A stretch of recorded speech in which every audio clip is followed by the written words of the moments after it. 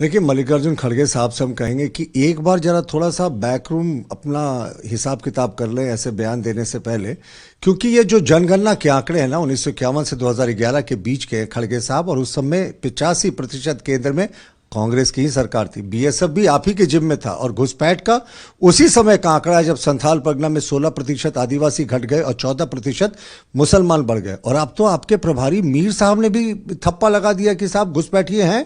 उन्होंने कहा कि हम घुसपैठियों को भी 450 रुपए में सिलेंडर देंगे। यानी सरकारी योजना का लाभ वो घुसपैठियों को दे रहे हैं। आदिवासियों का हक छीनकर, मूलवासियों का हक छीनकर वो घुसपैठियों को यहां योजनाओं का लाभ देंगे।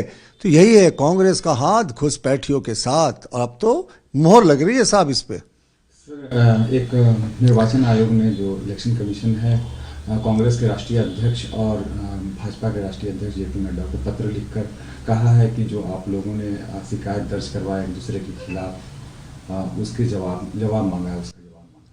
देखिए, ये प्रक्रिया चलती रहती है। चुनाव के समय में कुछ शिकायतें होती हैं, चुनाव आयोग उस पर स्पष्टीकरण मांगता है, पार्टियां स्पष्टीकरण देती हैं। लेकिन जिस तरीके के विषाक्त बोल इस बार जो गठबंधन के नेता हैं, सत्ताधारी गठबंधन के, उनके बोल रहे हैं। मुख्यमंत्री हेमंत सोरेन भाजपा की तुलना कोबरा से कर रहे हैं, कह रहे जहरीला है। यानी ये फ्रस्ट्रेशन का लेवल दिखा रहा है साफ कि आप चुनाव हार चुके हैं।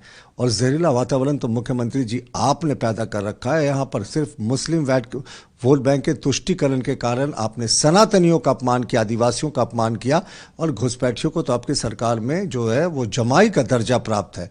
तो ये जो प्रक्रिया है चुनाव आयोग की, ये चलती रहती है चुनाव में, और हमने भी जवाब देने का निश्चय कर लिया है।